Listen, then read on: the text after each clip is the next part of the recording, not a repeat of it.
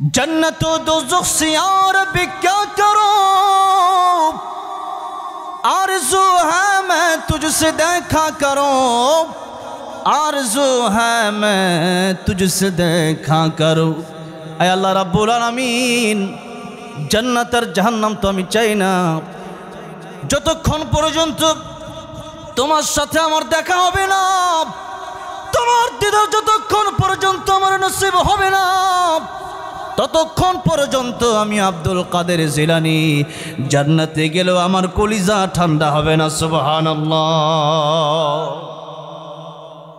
এই তো আল্লাহর ওলিদের অবস্থা, এই তো আসলে ইমানদারের অবস্থা। ইমানদার জান্নাত যত বেশি চায় তার চাইতে বেশি তারা আমার আল্লাহকে চায়। জান্নাতে যাওয়ার পরে আল্লাহ রাব্বুল আলামিন দিদার নসিব করবেন।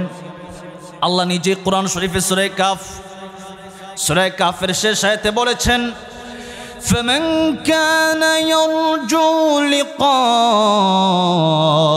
ربه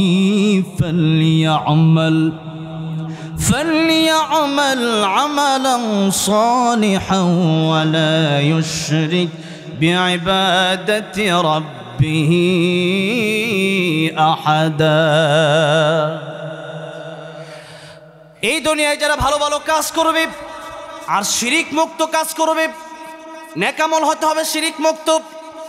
এই পৃথিবীতে আল্লাহ রাব্বুল আলামিন যত নবী রাসূল পাঠিয়েছেন সবার ব্যাপারে আল্লাহ কোরআন শরীফে একখানা আয়াত ঘোষণা দিয়েছেন, ওয়ালাকাদ বাআসনা ফি কুল্লি উম্মাতির রাসূলান আন ইবুদুল্লাহ ওয়াজতানিবুত তাগুত।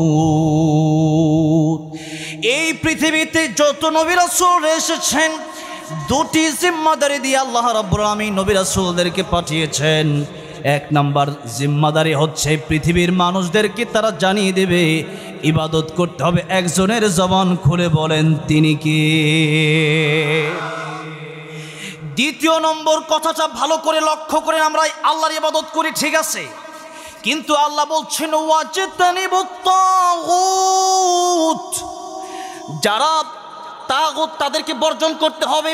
আল্লাহ দুটি কথা বললেন। কোরআন শরীফ যদি মানতে হয় তাহলে কি অর্ধেক মানবেন না পরিপূর্ণ মানতে হবে? হ্যাঁ, পরিপূর্ণ মানতে হবে। আল্লাহ কোরআন শরীফে সূরা বাকারায় আরেকখানা আয়াতে কারিমায় বলছেন, ইয়া আইয়ুহাল্লাযীনা আমানু দুখুলু ফিস-সিলমি কাফা।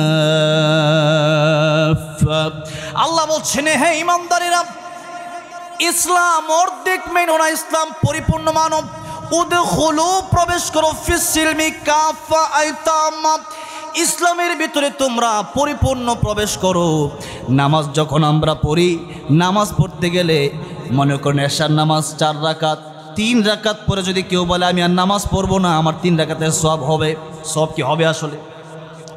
ওযুর ফরজ কয়টা বলেন তো? কয়টা? 4টা। আমার দেশের অনেক মানুষেরা গোসলের ফরজও জানে না, ঠিক কিনা বলেন? কুলি যে করতে হয়, নাকে যে পানি দিতে হয়, ওইটাও অনেকে জানে না। আহারে, মুসলমান হইছে, এই জন্যই তো কোরআন শিখতে হবে।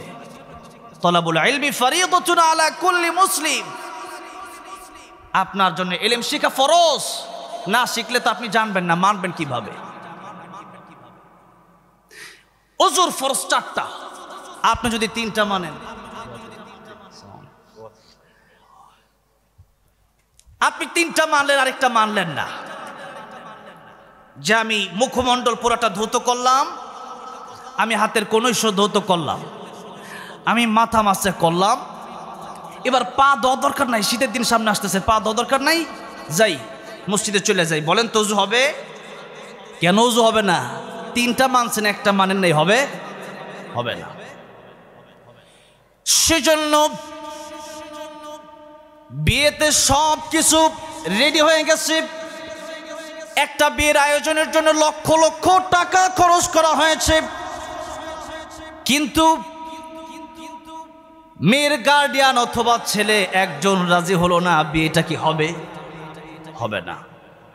সেজন্য আল্লাহ রাব্বুল আলামিন বললেন ইসলাম তোমাকে পরিপূর্ণ মানতে হবে, আল্লাহর ইবাদত করতে হবে। কিভাবে করবা? ওয়াজতানিবুত তাগুত, তাগুত বর্জন করতে হবে। আল্লাহর ইবাদতের মধ্যে কাউকে শরীক করা যাবে না, আল্লাহর আইনের ভিতরে নিজস্ব আইন ঢোকানো যাবে না, আল্লাহর কোরআনের ভিতরে নিজস্ব কোনো মতবাদ ঢোকানো যাবে না। আল্লাহ যেভাবে বলছে ওভাবেই চলতে হবে। নিজস্ব মতবাদ যারা চালু করতে চায় ওরাই হচ্ছে তাগুত। এখন তাগুত কারে কই ওটাই তো মানুষ জানে না, তাগুত কারে কই ওটাই জানে না। মুসলমান হয়ে বসে আছে। তাগুত কারে বলে? তাগুত বলা হয় সেই ব্যক্তিকে যে আল্লাহর বিধান নিজেও মানে না, আবার অপরকেও মানতে দেয় না। নিজেও মানে না, অপরকেও মানতে দেয় না। নিজেও নামাজ পড়ে না, অপরকেও নামাজ পড়তে দেয় না। নিজেও কোরআন পছন্দ করে না, আরেকজন কোরআনের মাহফিল করবে সেটাও পছন্দ করে না। আছে না নাই?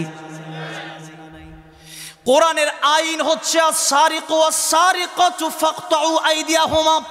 চোর যদি চুরি করে তাহলে তাকে হাত কেটে দিতে হবে, এরকম আইন। মৃত্যুর খুনের বদলা খুন। আজকে আমাদের দেশে সেই বিচারগুলো নাই, এই জন্য দেশও ঠিক হয় না। কোরআনের আইন এই পৃথিবীতে যতদিন পর্যন্ত না আসবে পৃথিবী ঠিক হবে না, বাংলাদেশ ঠিক হবে না।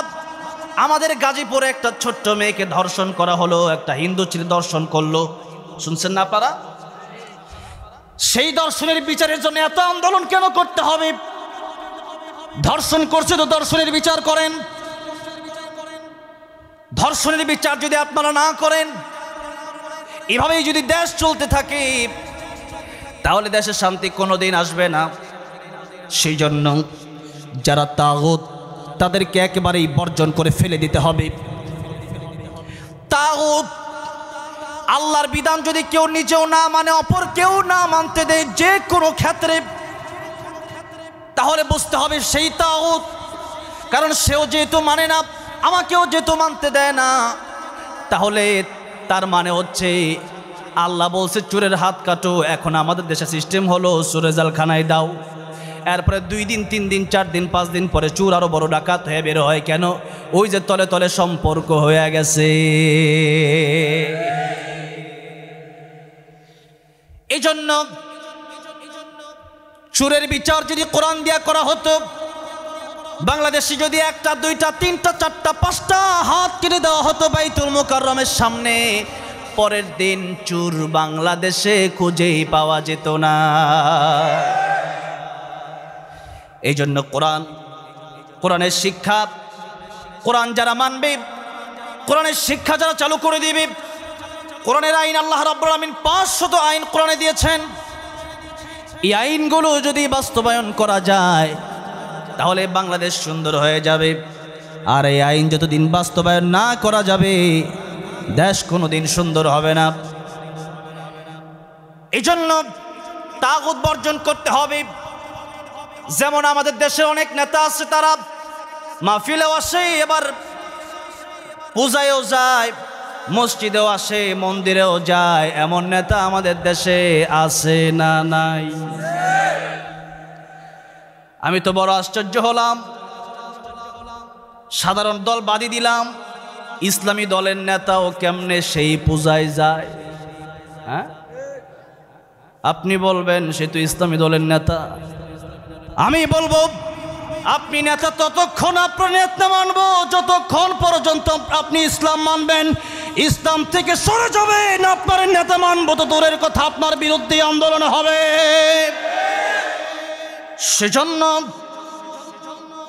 ও নেতা সাহেব যারা আছেন, আপনারা তো জাতির রাহবার, আপনারা জাতির পথ প্রদর্শক, আপনাদেরকে যেহেতু মানুষ মানে, সেজন্য একটা সিস্টেমে একটা লাইনে থাকার চেষ্টা করবেন। জগা খিচুড়ি করে ফেললে পরে আপনিও খিচুড়ি হয়ে যাবেন। সেই জন্য সব জায়গায় যদি আপনার পূজা হয়, পূজা যদি পাহারা দিতেই হয়, এমন কোনো কারণে যে কারণে পরে ইসলামের ক্ষতি হতে পারে, সেই কারণে পুলিশ তো আছে, প্রশাসন তো আছে, কিন্তু সেখানে গিয়ে নাচতেছে, আপনি কেন দেখতেছেন? সেজন্য কয়েক দিক দিয়া সবাইকে খুশি করে এরপরে জান্নাতে যাবেন ওই চিন্তা বাদ দেন। আমার আল্লাহ যদি খুশি থাকে, আল্লাহর খুশির জন্য তামাম পৃথিবী ছেড়ে দিতে পারি, আমার আল্লাহকে খুশি করার জন্য জীবন দিয়ে দিতে পারি, ঠিক না বেঠে? قل إن صلاتي ونسكي ومحياي ومماتي لله رب العالمين। আল্লাহ নবীকে আল্লাহ বলছেন, নবী আপনি বলেন নিশ্চয় আমার নামাজ, আমার কোরবানি, আমার জীবন, আমার মরণ সব হবে কার জন্য? আল্লাহর জন্য হবে। সবই আল্লাহর জন্য হবে, কারণ জীবন তো আমার দিলই আল্লাহ। এত সুন্দর দেহ আমার তো বানাইলো আমার আল্লাহ।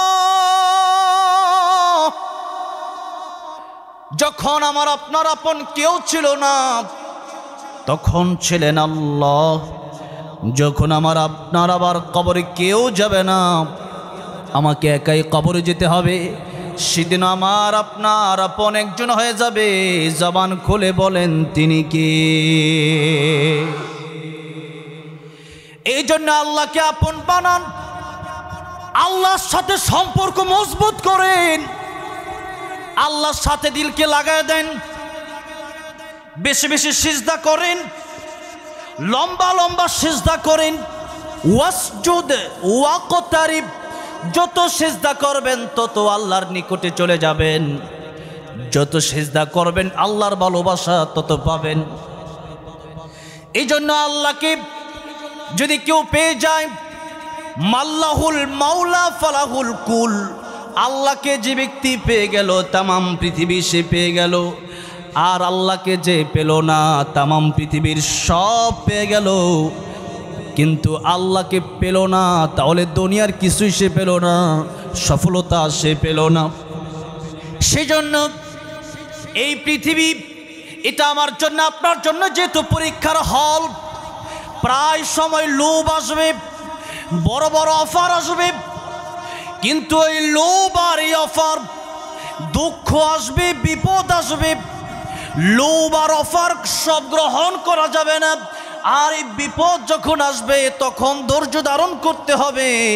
এভাবে এই দুনিয়ার জীবনটা পার করে পরকালীন জীবনে যেতে হবে।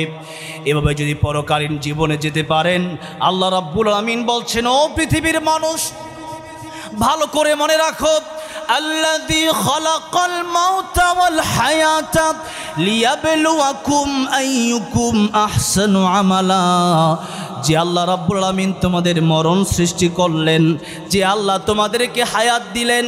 ও দুনিয়ার মানুষ, এই আয়াতের ব্যাখ্যায় মুফাসসিরিনে কেরামগণ কয়েকটা ব্যাখ্যা করেছেন। এর প্রথম ব্যাখ্যাই হলো, এই জীবন জীবন নয়, আরও জীবন আছে। এই জীবন নিয়ে যাবে সেই জীবনের কাছে, সেটা হলো আখিরাতের জীবন। সেজন্য দুনিয়ার সফলতা আসলে এটা কোনো সফলতাই না। তাই আল্লাহ রাব্বুল আমিন বলছেন আরেক জায়গায়, فمن زحزح عن النار وأدخل الجنة فقد فاز وما الحياة الدنيا إلا متاع الغرور। আল্লাহ রাব্বুল আমিন বলছেন, কিয়ামতের ময়দানে জাহান্নামের আগুন থেকে যদি কেউ বেঁচে যেতে পারে আর জান্নাতে যদি কেউ প্রবেশ করতে পারে, তার চেয়ে বেশি সফল আর কেউ নাই, কেবলমাত্র ওই ব্যক্তিটাই সফল। আর দুনিয়ার ব্যাপারে আল্লাহ বলছেন, ওয়ামাল হায়াতুদ দুনিয়া ইল্লা মাতাউল গুরুর, দুনিয়াটা ধোঁকা ছাড়া আর কিছু না। আবার সূরা মুলকের 2 নম্বর আয়াতে আল্লাহ যে বললেন মাউতা ওয়াল হায়াতা, আল্লাহ মরণের কথা আগে বললেন, তার মানে হচ্ছে তোমাদের মরণটা আগে, আসল জীবনটা তোমাদের পরে। যে আল্লাহ রাব্বুল আমিন আমাদেরকে জিরো থেকে হিরো বানিয়ে দিলেন, এক সময় আমরা ছিলাম না, এখন আমরা আছি। আবার কবরে যাওয়ার পরে আল্লাহ রাব্বুল আমিন জীবন দিতে পারেন কি পারেন না? কিন্তু বড় দুঃখ হয়, আমাদের চালচলনে এমন মনে হয়, কেউ যদি এমন কোনো কথা বলে যে বিচারটা কিয়ামতের ময়দানে হবে, সেই ব্যক্তি যেন এই কথাকে কোনো পাত্তাই দেয় না। সে যেন মনে করে মরার পরে তো সব শেষ হয়ে যাবে, কারণ হচ্ছে আমরা কেবলমাত্র নামে মুসলমান হয়েছি, কাজে আমরা মুসলমান হতে পারি নাই। ঠিক না বে ঠিক বলেন? এই জন্য কবি বলেছেন, নামে মুসলমান নাকি কামে মুসলমান, নামে কামে মিল না হলে, নামে কামে মিল না হলে বইবে যে তুফান। তুমি নামে মুসলমান নাকি কামে মুসলমান, তুমি নামে মুসলমান নাকি কামে মুসলমান। নাম রেখেছে আব্দুর রহিম, কালমা জানে না। এই সমাজে এমন লোকের সংখ্যা অগণা, আছে না নাই? নাম রেখেছে আব্দুর রহমান, নামাজে পড়ে না। এই সমাজে এমন লোকের সংখ্যা অগণা। এমন সমাজ বদলাতে কে, এমন সমাজ বদলাতে কে রাখবে অবদান। তুমি নামে মুসলমান নাকি কামে মুসলমান, তুমি নামে মুসলমান নাকি কামে মুসলমান। এই জন্য নামে মুসলমান হওয়ার পাশাপাশি কাজেও মুসলমান হওয়া দরকার, আছে না নাই? নামে মুসলমান তারা বেশি যাদের ভিতরে নেফাকি থাকে বেশি, আর মুনাফিক যারা হবে তাদের ব্যাপারে আল্লাহ রাব্বুল আমিন বলছেন, ইন্নাল মুনাফিকিনা ফিদ দারকিল আসফালি মিনান নার ওয়া লান তাজিদা লাহুম নাসীরা। নিশ্চয়ই মুনাফিক কিয়ামতের ময়দানে জাহান্নামের সবচেয়ে তলদেশে থাকবে, আর মুনাফিকের জন্য কিয়ামতের ময়দানে কোনো সাহায্যকারী খুঁজে পাওয়া যাবে না। তাহলে আমরা মুনাফিক হব না মুমিন হব? কি হব? মুমিন আমাদের হতেই হবে। ওয়ালা তামুতুন্না ইল্লা ওয়া আনতুম মুসলিমুন।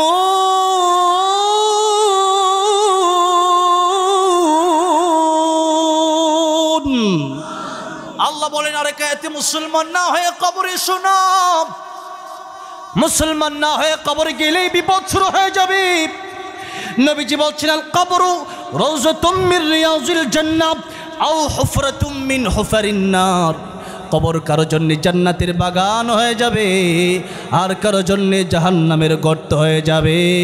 কবরে আমাদের সবার যেতে হবে কি হবে না? আস্তিক বলেন, নাস্তিক বলেন, হিন্দু বলেন, মুসলিম বলেন, ধর্ম আর জাতি নির্বিশেষে আল্লাহ বিশ্বাস করে না নাস্তিকেরা, কিন্তু মরণ যে আছে ওইটা বিশ্বাস করে কি করে না? বলেন করে কি করে না? একই দিন মাটির ভেতরে হবে ঘর রে, মন আমার কেন বাঁধ দালান ঘর রে, মন আমার কেন বাঁধ দালান ঘর। ঠিক কিনা বলেন? সেজন্য দামি দামি অট্টালিকার দামি দামি বাড়ি আর দামি দামি ফ্ল্যাট যদিও বানান, মরতে হবে হবে, তাতে কোনো সন্দেহ নাই। এমনকি মালাকুল মাউত তাজ্জাইলুরও মরণ হয়ে যাবে। সব যখন শেষ হয়ে যাবে আমার আল্লাহ জিজ্ঞাসা করবেন, ও মালাকুল মাউত এখন কে কে বাকি? মালাকুল মাউত বলবেন আল্লাহ আপনি আর আমি। আল্লাহ বলবেন মউত, ইয়া মালাকাল মাউত, ও মালাকুল মাউত তুমি মরে যাও। এমন জোরে একটা চিৎকার মারবে মালাকুল মাউত। ও চিৎকার যদি দুনিয়ার কোনো মানুষ শুনতো, দুনিয়ার মানুষ মৃত্যুবরণ করতো, শেষ হয়ে যেত। দুনিয়ার কোনো পশু পাখি যদি ওই চিৎকার শুনতো, সাথে সাথে শেষ হয়ে যেত। এমন একটা চিৎকার বেড়ে মালাকুল মাউত তো শেষ। আবার কিয়ামতের ময়দানে মরণেরও মরণ হবে। পুলসিরাতের গোড়ায় মরণকে দুম্বার আকৃতি ধারণ করাইয়া বলা হবে, আল্লাহ রাব্বুল আলামিন অর্ডার করবেন এই মরণকে শেষ করে দাও। মরণেরও মরণ হয়ে যাবে। আর জান্নাতীদেরকে ডেকে বলা হবে, ও জান্নাতীরা এই জান্নাতের ভিতরে চিরস্থায়ী বসবাস করো, আর জীবনে কোনোদিন তোমাদের মরণ হবে না। আল্লাহু আকবার।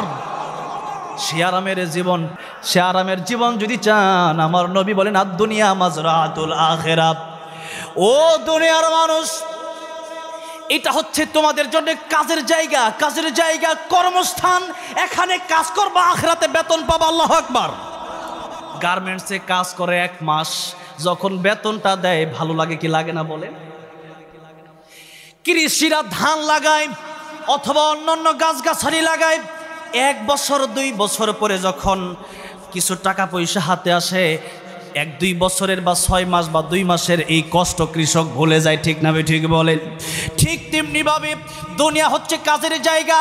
এখানে যদি আপনি আপেল গাছ লাগান, কিয়ামতে আপেল পাবেন, কমলা গাছ লাগালে কমলা পাবেন, আবার নিম গাছ লাগলে তিতা পাবেন, কাঁটা গাছ লাগালে কাঁটা পাবেন। কি রোপণ করতেছেন? আপনার আমলটা কি? যদি আমল হয় ভালো, আখেরাত আপনার ভালো, আমল যদি হয় মন্দ, আখেরাত হয়ে যাবে মন্দ। আল্লাহ বলেন, ও দুনিয়ার মানুষ, এর চাইতে আর কষ্টের কি আছে? যে ব্যক্তিকে জাহান্নামে যেতে হলো, আর তার চেয়ে সফল আর কে আছে? যে ব্যক্তি জান্নাত পেয়ে গেল। সেজন্য কিয়ামতের ময়দানে অবশ্যই আমাকে আপনাকে উঠতে হবে। আল্লাহ রাব্বুল আমিন আমাদেরকে সৃষ্টি যে করেছেন, আজকে আমাদের চলাফেরা দেখলে মনে হয় এটাই আমরা ভুলে গেছি। অথচ আল্লাহ ডাক দিয়ে বলছেন, কাইফা তাকফুরুনা বিল্লাহ وكنتم أمواتا فأحياكم ثم يميتكم ثم يحييكم ثم إليه ترجعون। আল্লাহ বলেন, মানুষ কিভাবে আল্লাহর সাথে নাফরমানি করে। কাইফা তাকফুরুনা বিল্লাহ, মানুষ কিভাবে আল্লাহর সাথে নাফরমানি করে। অথচ এই মানুষ তো ছিল কুনতুম আমওয়াতা, এই মানুষ তো ছিল মৃত।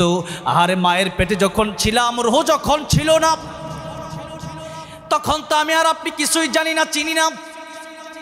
মায়ের পেট থেকে অনেক সময় মৃত বাচ্চার জন্ম নেয় কি নেয় না? মায়ের পেট থেকে মৃত বাচ্চার জন্ম নেয়, মানে হচ্ছে আল্লাহ রুহু দেয় নাই, তাই মৃত। আবার এখন যদি আল্লাহ রুহুটা নিয়ে নেয়, কথা বলার সুযোগ আর আমার থাকবে? রুহুটা এমন জিনিস, রুহুটা এমন বিষয়। লক্ষ্য করেন, আমার বাড়ি, আমার গাড়ি, আমি কে? আমার হাত, আমার পা, আমি কে? আল্লাহ। এই কথা কয়দিন চিন্তা করেছেন আমিটা কে? সেই জন্য আল্লাহ রাব্বুল আমিন বলেছেন, ইয়াউমা লা ইয়ানফাউ মালু ওয়ালা বানুন ইল্লা মান আতাল্লাহা বিকলবিন সালিম। কিয়ামতের ময়দানে সন্তানাদি আর এই যে তোমাদের দুনিয়ার সম্পত্তিগুলো কাজে আসবে না। কিয়ামতের ময়দানে যার অন্তরটা ভালো হবে, যার রুহুটা ভালো হবে, যার কলবটা ভালো হবে, সে ব্যক্তি শান্তি পাবে তথা জান্নাতে চলে যাবে। সেজন্য আমার আমিটাকে, এই দেহ আমার, এই ঘর আমার, এই বাড়ি আমার, এই গাড়ি আমার, আমার আমিকে, ওটা ভালো করে যতদিন বুঝতে না পারবেন, ততদিন আপনি কিছুই চিনলেন না, আপনি নিজেকেই তো চিনলেন না। মান আরাফা নাফসাহু ফাকাদ আরাফা রাব্বাহু, যে নিজেকে চিনবে অবশ্যই সে তার রবকে চিনবে। নিজের মাথা থেকে নিয়ে পা পর্যন্ত যখন চিন্তা করবেন, এত সুন্দর করে মায়ের পেটে 1 ফোঁটা পানি থেকে আমাকে কে বানালেন, অবশ্যই জবাবে আপনার অন্তর বলে দিবে আমার আল্লাহ। জোরে আমার আল্লাহকে ডাক দেন, বলেন আল্লাহ। সেদিন যেদিন মায়ের পেটে ছিলাম, তখন তো মরা ছিলাম। সেই মৃত বাচ্চা যদি মায়ের পেট থেকে বের হয়, দুনিয়ার মানুষ সেটাকে গ্রহণ করে না, এমনকি মা বাবাও সেই সন্তানকে আর রেখে দেয় না। আমি আপনি যদি চলে যাই, আমার আপনার চলে যাওয়ার সময় কার কখন কেউ কি বলতে পারি? আমার নবীও বলছেন, ও সাহাবীরা, তোমরা আমাকে কি বলতে পারবা কে, মানে তোমাদের জীবনের গ্যারান্টি কতটুকু? কেউ বললেন, ইয়া রাসূলুল্লাহ, জোহর পড়লে আসর পড়তে পারবো কিনা জানি না, এরকম দৃষ্টান্ত দিলেন। কেউ বললেন, ইয়া রাসূলুল্লাহ, আসর পড়লে মাগরিব পাবো কিনা জানি না। ইয়া রাসূলুল্লাহ, আজকে বেঁচে আছি, কালকে বাঁচবো কিনা জানি না। আমার নবী ডেকে বললেন, ও সাহাবীরা, তোমরা তো বলছো জোহর থেকে আসর, আসর থেকে মাগরিব, আজ থেকে কাল। না না, আজ থেকে কাল পর্যন্ত বাঁচবা তার গ্যারান্টি কে দিল?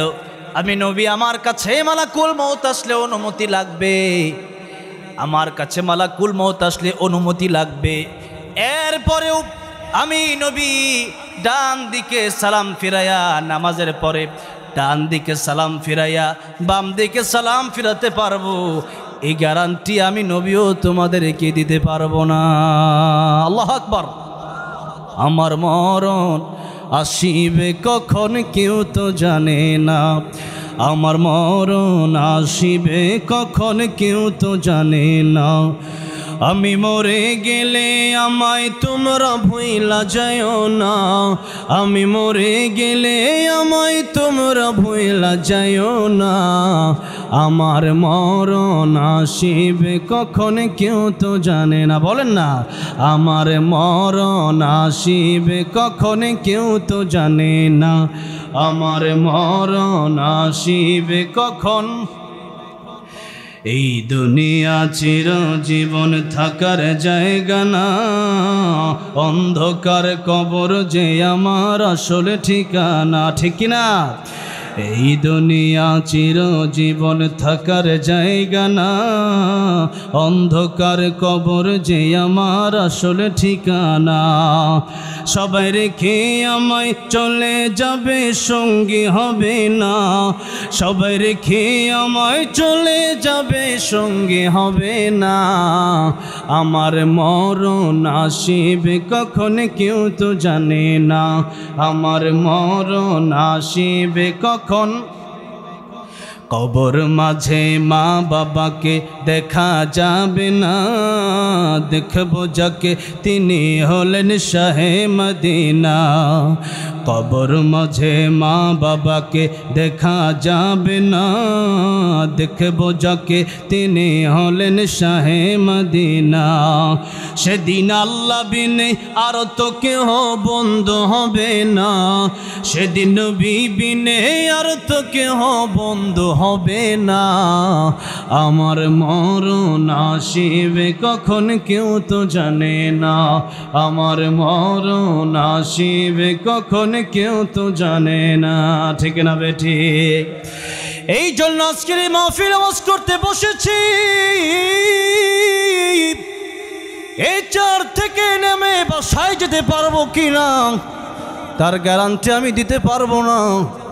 এখানে আপনারা আসছেন ওয়াজ শোনার জন্য, এই ওয়াজ শুনে আবার সবার করে পায়ে হেঁটে বাড়ি যেতে পারবেন, সেই গ্যারান্টি আপনিও দিতে পারবেন না। সুতরাং নবী বলেন, পৃথিবীর মানুষেরা রে, মৃত্যুর জন্য 24 ঘন্টায় প্রস্তুতি নিয়ে রাখো। মালাকুল মউত আজরাইল যে কোনো সময় হাজির হয়ে যেতে পারে। ও দুনিয়ার মানুষ, এই দুনিয়ায় তোমার যতগুলো ভাই আছে সব ভাই কিন্তু তোমার আপন না। এই ভাই দ্বারা উদ্দেশ্য নবী কি বুঝালেন ভালো করে বুঝেন। নবী বলতেছেন, 1 নাম্বার ভাই হচ্ছে তোমার আত্মীয় স্বজন, এটাও তোমার একজন ভাই। মৃত্যুর পরে কবরে যখন মানুষেরা তোমাকে রেখে আসবে, কত আপনের আপন, ওই সন্তান তোমার সাথে কবরে যাবে না। সন্তানের লাশ যখন দাফন করা হয়, কলিজার মা বাবা সন্তানের সাথে কবরে যায় না।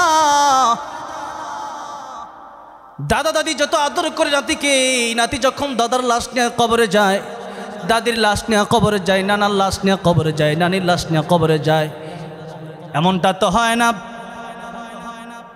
জেনারেটর আছে? জেনারেটর আছে না? কথা না বলে আল্লাহর প্রেমে জিকির করি, লা ইলাহা ইল্লাল্লাহ, লা ইলাহা, লা ইলাহা ইল্লাল্লাহ, লা ইলাহা।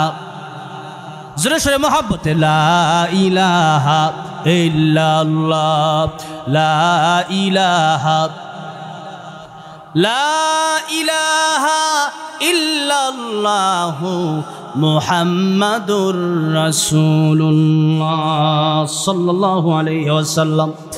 আমার নবী বলছেন, পৃথিবীর মানুষেরা, তোমার 3 ভাইকে কাকে আপন বানাবা? তোমার আত্মীয় স্বজন তোমার সাথে কবরে যাবে না। এমনকি তুমি যখন মারা যাবা, কত এলাকায় দেখছি, কত নিউজে দেখছি, মানুষ যখন মারা যায়, বাবা যখন মারা যায়, সন্তানেরা সম্পত্তি ভাগাভাগি করার জন্য পাগল হয়ে যায়, ঠিক না ঠিক বলেন? লাশ দাফন করার আগে বাবার আঙ্গুলির ছাপ নেওয়ার জন্য পাগল হয়ে যায়, কারণ 2-4 কোটি টাকার জায়গায় ওইটাকে নিয়ে নেই। আহারে নালায়েক সন্তান, আহারে বেকুফ সন্তান, বুঝলি না, বাবাকে চিনলি না, মাকে চিনলি না। বাবার মা তো এমন সম্পদ, আমার নবী বলেন মার বাবার দিকে যদি কেউ নেক নজর দিয়ে একবার তাকায়, একটা কবুল হজের সওয়াব আমার আল্লাহ আমল নামায় দিয়া দেয়। আরে হজে যাওয়া অনেক কষ্টের ব্যাপার, টাকা লাগে, পয়সা লাগে, লক্ষ লক্ষ টাকা কইরা পরে, টাকা খরচ কইরা পরে, পাসপোর্ট ভিসা কইরা পরে বিমানে হজে গেলেন, তাওয়াফ করলেন, সাই করলেন, মিনায় গেলেন, মুজদালিফায় গেলেন, আরাফার ময়দানে গেলেন, কোরবানি করলেন, অনেক কাজ। এত কাজ করার পরে হজ কবুল হয়েছে কিনা গ্যারান্টি দেওয়া যাবে না। কিন্তু আমার নবী বলেন, ও পৃথিবীর মানুষেরা, একবার মায়ের দিকে তাকাও, একবার বাপের দিকে নেক নজর দিয়ে তাকাও, আমার আল্লাহ কবুল হজের সওয়াব আমল নামায় দিয়ে দিবেন। এই ওয়াজ কি বাড়ি নিয়ে যাওয়া যাবে না? হ্যাঁ, নাকি শুধু মুখস্থ করতেছে? বাড়ি নিয়ে যা, বাড়িতে গিয়েই মায়ের দিকে তাকান, বাপের দিকে তাকান। আর তাকানো মানে হচ্ছে এমনি তাকায় থাকা না, তাদের খেদমত করা। মা আর বাবা এত দামি সম্পদ, যখন চলে গেল কত নালায়েক সন্তান, তাদের চোখে পানি তো আসেই না। এরা চিন্তা করবে কত তাড়াতাড়ি বাপের দাফন দেব, আর কত তাড়াতাড়ি সম্পত্তি আমি মানে আমার কাছে আসবে, এই চিন্তায় তার ঘুম হয় না। বেকুফ সন্তান। যেই বাবা দিনের পর দিন কষ্ট করে সম্পত্তি মানে ক্রয় করে গেল, এই সম্পত্তির ব্যবস্থা করে গেল, মন চাইছে যে মিষ্টি খাইতে, আপনার কথা চিন্তা করে সেই বাবা টাকাটা চিন্তা করছে মিষ্টিতে ময়লা থুতু ফেলে দিছে, মিষ্টি খায় নাই। ঈদের সময় ভালো জামাটা আপনার কিনা দিয়া পরে, নিজে ভালো জামা কাপড় পরতে পারে নাই, সেই টাকা জমায়া 1 বিঘা জমি কিনছে। আর এখন আপনি বাপের জন্য দোয়া না করিয়া, বাপের জন্য কোরআন তেলাওয়াত না করিয়া, বাপের জন্য চোখের পানি না ছেড়ে, আপনি মায়ের জন্য চোখের পানি না ছেড়ে সম্পত্তির ভাগ নেওয়ার জন্য পাগল হয়ে গেছেন। ওইটা কি নিয়ম খারাপ না? ভাইয়েরা আমার মুরব্বী বাবাজিরা, সেজন্যই মানুষ যখন মরে যায়, নবী বলেন মানুষের সাথে আর কোনো মানুষ কবরে যায় না, তাকে একাই কবরে যেতে হয়। নবীজি বলেন এটা তোমার 1 নাম্বার ভাই, তোমার আত্মীয় স্বজন। 2 নাম্বার ভাইয়ের নাম হচ্ছে সম্পত্তি। 2 নাম্বার ভাইয়ের নাম কি? সম্পত্তি। দামি গড়ি, দামি আংটি, দামি জামা কাপড় সব আত্মীয় স্বজনরা নিয়ে যাবে, সম্পত্তিটা ওয়ারিসানরা নিয়ে যাবে, সন্তানেরা নিয়ে যাবে। আপনার কবরে সম্পত্তি দেওয়া হবে না। কিন্তু আমরা দুনিয়া করে আজকে কেমন পাগল হয়ে গেছি, যতই আমাদের হয় ততই আমাদের লাগে। তাই আমার নবী বলেন বনি আদমের চাহিদা কত, বনি আদমের চাহিদা কত। আমার নবী বলেন বনি আদমকে যদি একটা মাঠ ভর্তি সোনা দেওয়া হয়, আর এই বনি আদম যদি সোনার এই স্বর্ণের মাঠটা পেয়ে যায়, মালিক হয়ে যায়, এই বনি আদম চিন্তা করে আরেক মাঠ সোনা যদি আমি পাইতাম, আরেক মাঠ স্বর্ণ যদি তারে দেওয়া হয়, সে ব্যক্তি চিন্তা করে আরেকটা মাঠ স্বর্ণ যদি পাইতাম। একটা পৃথিবী যদি কাউকে দিয়ে দেওয়া হয়, সে চিন্তা করে আরেকটা পৃথিবী যদি আমি পাইতাম ভালো হইতো। যেমন ডোনাল্ড ট্রাম্প, যেমন কে? ডোনাল্ড ট্রাম্প আমেরিকার মতো দেশের প্রেসিডেন্ট হয়েও তার স্বাদ মিটে না। এই ছোট্ট একটা বাংলাদেশ এখান থেকেও সেন্ট মার্টিন নেওয়ার লেগে পাগল, ঠিক না? ঠিক বলে। আবার ভারতের নরেন্দ্র মোদি, এত বড় একটা দেশ, ভারতে যখন প্রোগ্রাম করতে যায় মাঝে মাঝে, তখন গাড়ি দিয়ে প্রোগ্রাম করতে 1 দিন 2 দিনও লেগে যায়। এই জন্য সাধারণত ফ্লাইটে প্রোগ্রাম করতে হয়। সেখানে আসাম থেকে কলকাতা যাইতে অবস্থা খারাপ হয়ে যায়। এত দূরের পথ, এক একটা প্রদেশ বাংলাদেশের মতো বড় বড়, এরকম প্রায় 30-32টা মনে করেন জায়গা প্রদেশ আছে।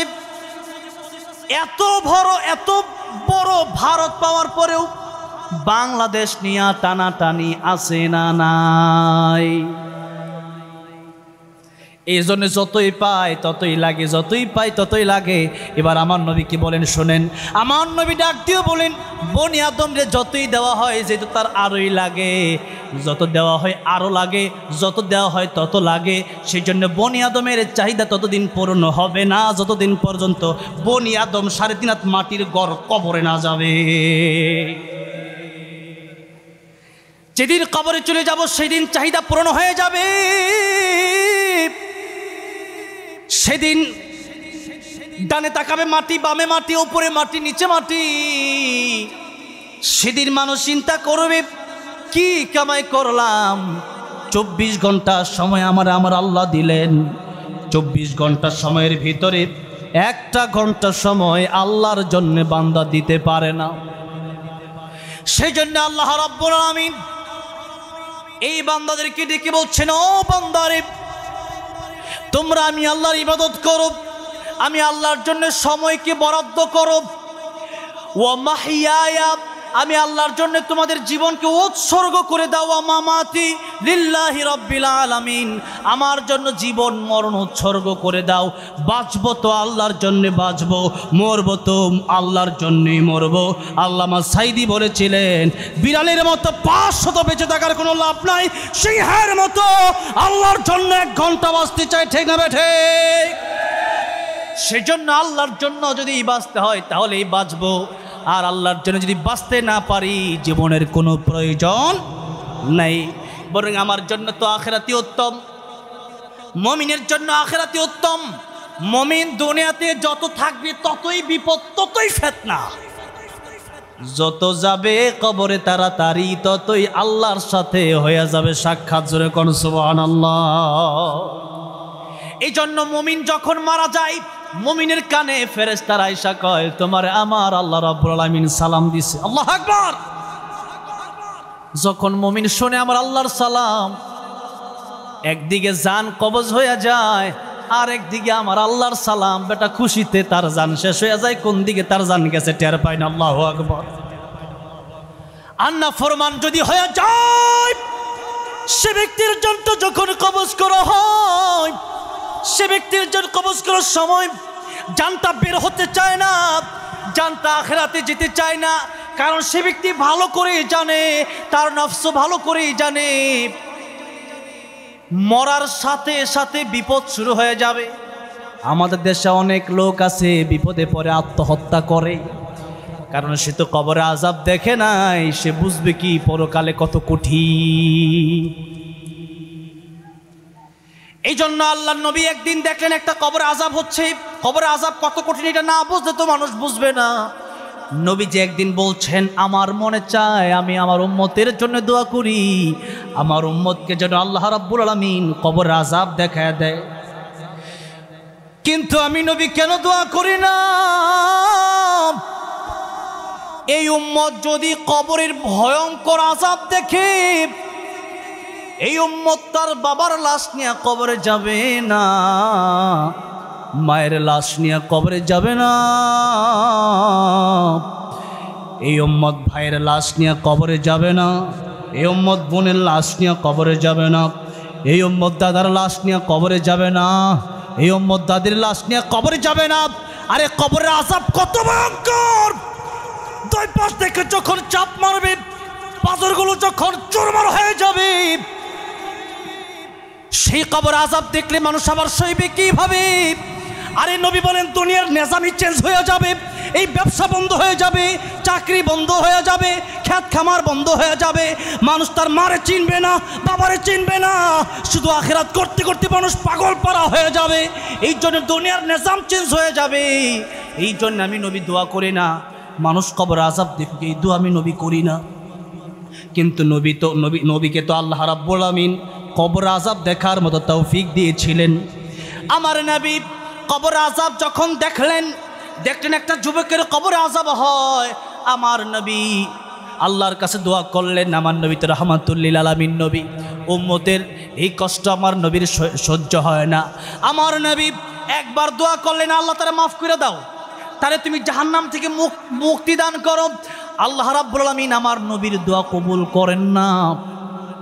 এই পৃথিবীর সৃষ্টির শ্রেষ্ঠ যিনি, রাহমাতুল লিল আলামিন যিনি, সাইয়্যিদুল মুরসালিন যিনি, খাতামুন নবিয়্যিন যিনি, আমার আল্লাহর প্যার হাবিব যিনি, তিনি দোয়া করছেন আল্লাহর কাছে, আল্লাহ দোয়া কবুল করে না, তার মানে কোনো কিন্তু আছে না নাই? একবার, দুইবার, তিনবার নবীজি দোয়া করলেন, দোয়া কবুল হয় না। আমার নবী আল্লাহর কাছে প্রশ্ন করলেন, আয় আল্লাহ, আমি নবী হইয়া, আমি তো নবী, তিনি ছিলেন রাহমাতুল লিল আলামিন আর আল্লাহ হচ্ছেন রাব্বুল আলামিন। আল্লাহ নিজেই বললেন, নিজের ব্যাপারে যেই কথাটা বললেন, নবীর ব্যাপারে সেই কথাটা বললেন। দেখেন আল্লাহ বলছেন, আলহামদুলিল্লাহি রাব্বিল আলামিন। তামাম পৃথিবীর রবকে, সমস্ত জগতের রবকে আল্লাহ বলতেছেন, সমস্ত জগতের রব আমি আল্লাহ। আর আমার নবীর ব্যাপারে আল্লাহ বলতেছেন, যত জায়গার জন্য আমি আল্লাহ রব, তত জায়গার জন্য আমার নবী রহমত। ওয়ামা আরসালনাকা ইল্লা রাহমাতাল লিল আলামিন। রাহমাতুল লিল আলামিন নবী, রাহমাতুল লিল আলামিন নবী, কোরআনে প্রমাণ। আশিক বিনে কে বুঝিবে আমার দয়ার নবীর শান। কষ্ট হচ্ছে আপনাদের? তাহলে একটু নবীর প্রেমে মাঝে মধ্যে গাওয়া যাবে না আমার সাথে? বলেন না একটু, রাহমাতুল লিল আলামিন নবী, রাহমাতুল লিল, কোরআনে প্রমাণ। আশিক বিনে কে বুঝিবে আমার দয়ার নবীর শান। বলেন না, আশিক বিনে কে বুঝিবে আমার দয়ার নবীর শান। নবী আমার মদিনারি বলবো,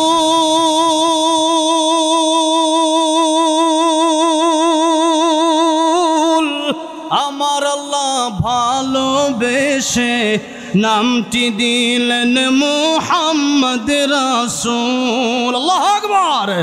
ওই নবীকে ভুল বুঝিলে, ওই নবীকে ভুল বুঝিলে থাকবে না ঈমান। আশিক বিনে কে বুঝিবে আমার দয়ার নবীর শান। বলেন না, আশিক বিনে কে বুঝিবে।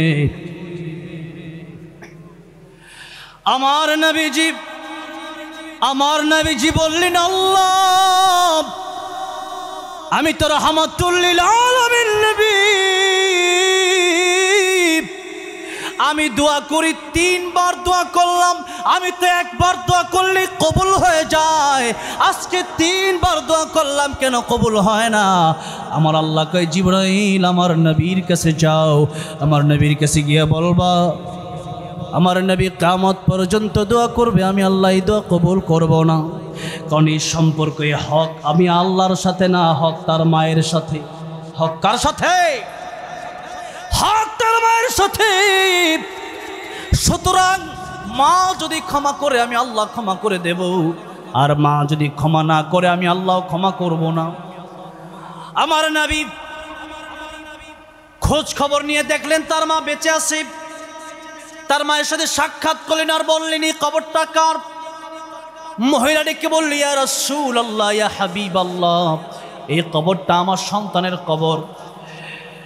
আমার নবী ডেকে বলছেন, ও মহিলা, এই কবরে আযাব হয়, এই কবরে আযাব হয়, আমি রাহমাতুল লিল আলামিন বরদাস্ত করতে পারি না। ও মহিলা, তুমি কি কবরের আযাব সইতে পারো? তোমার সন্তানের কবরে আযাব হয়। মহিলা ডেকে বললেন, ইয়া রাসূলুল্লাহ, এটা আমার সন্তান ঠিক আছে, কিন্তু একদিন তার স্ত্রীর সাথে, তার স্ত্রীর পক্ষ নিতে গিয়া আমি মাকে এমন জোরে আঘাত করছি, সে আঘাতের যন্ত্রণায় এখনো আমি মা ভুলি নাই। সেজন্য ইয়া রাসূলুল্লাহ, ইয়া হাবিবাল্লাহ, সেই জন্য আমার সন্তানকে আমি ক্ষমা করব না, ওর কবর আযাব হই হোক। আমার নবী তো মা বাপের চাইতেও বেশি দয়া আমাদের জন্য আমার নবীর কাছে। সেজন্য আমার নবী এই কবরের পাশ থেকে অবস্থায় তিনি যেতে পারছেন না। আমার আল্লাহর কাছে এবার আরেকটা দোয়া করলেন, আয় আল্লাহ রাব্বুল আলামিন, আমি যেমন কবরে আযাব চোখে দেখতে পাই, এটা যেমন তুমি আমাকে দেখাতে পারো, এটা যেমন তোমার ক্ষমতা আছে। আয় আল্লাহ রাব্বুল আলামিন, তার মায়ের চোখে তুমি এমন পাওয়ার দিয়ে দাও, তার মাকেও তুমি কবরে আযাব দেখায়া দাও। যেই মাত্রই দোয়া করছে সাথে সাথে আমার আল্লাহ রাব্বুল আলামিন ওই সন্তানের মাকে কবরের আযাব দেখায় দিলেন। যেই মাত্র মা তার সন্তানের কবরে আযাব দেখছে, একটা চিৎকার মারছে, ইয়া রাসূলুল্লাহ, ইয়া হাবিবাল্লাহ, কবরে আযাব যে এত বেশি কঠিন তা বুঝি নাই। এখন যেহেতু দেখলাম, ইয়া রাসূলুল্লাহ, আমার সন্তান যত কষ্টই আমার দেখ না কেন, আমি তো তার মা। ইয়া রাসূলুল্লাহ, তার এই কবরের আযাব আমি সইতে পারি না। যেই মাত্র মা বলছে আমি সইতে পারি না, মা ডেকে বলি, ইয়া রাসূলুল্লাহ, এই মুহূর্তে আমার সন্তানকে আমি মাফ করে দিলাম। যেই মুহূর্তে মা বলছে আমি মাফ করে দিলাম, নবীজি 3 বার দোয়া করলেন, কবরে আযাব মাফ হলো না। মা যেই মুহূর্তে বলছে মাফ করে দিলাম, সাথে সাথে আমার নবী তাকায় দেখেন কবরের আযাব মাফ হয়ে গেছে। মায়ের চোখে ঝরলে পানি, আল্লাহর রস কাইপা যায়, কান্দে না যেন মায়, কান্দে না যেন মায়। ঠিক কিনা বলেন? নবীজির কাছে জিজ্ঞাসা করা হলো, ইয়া রাসূলুল্লাহ, সবচেয়ে বেশি সুন্দর হক, সবচেয়ে বেশি উত্তম চরিত্র আমার কাছ থেকে কে পাবে? নবী বললেন, উম্মুকা, তোমার মা। ইয়া রাসূলুল্লাহ, পরে কি? নবী বলেন, আবারও বললেন, উম্মুকা, তোমার মা। ইয়া রাসূলুল্লাহ, পরে কে? নবী বলেন, তোমার মা। 3 বার বলার পরে এবার নবীকে জিজ্ঞেস করেন, ইয়া রাসূলুল্লাহ, পরে কে? নবী বললেন, আবুকা, তোমার বাবা। ইয়া রাসূলুল্লাহ, সবচেয়ে বেশি সুন্দর আচরণ পাওয়ার, উত্তম আখলাক পাওয়ার অধিকারকে জিজ্ঞাসা করা হলে পরে নবীজি বললেন, 3 বার বললেন তোমার মা। 3 বার মায়ের কথা বলে মায়ের দামটা বাবার চেয়ে বাড়ায় দেওয়া হলো। কারণ হচ্ছে মা যে 3 জায়গায় বেশি কষ্ট করেছে, ওই 3টা কষ্ট বাবা করতে পারে না। 1 নাম্বার কষ্ট হচ্ছে সন্তান যখন মায়ের পেটের ভিতরে ছিল, ওই বেদনাটা মা পেয়েছেন, মা ওই কষ্ট করেছেন। আবার যখন সন্তান ভূমিষ্ঠ হয়েছে, ওই কষ্টটা মা পেয়েছে। আবার যখন 2 বছর দুধ পান করালেন মা, ওই কষ্টটাও মা করলেন।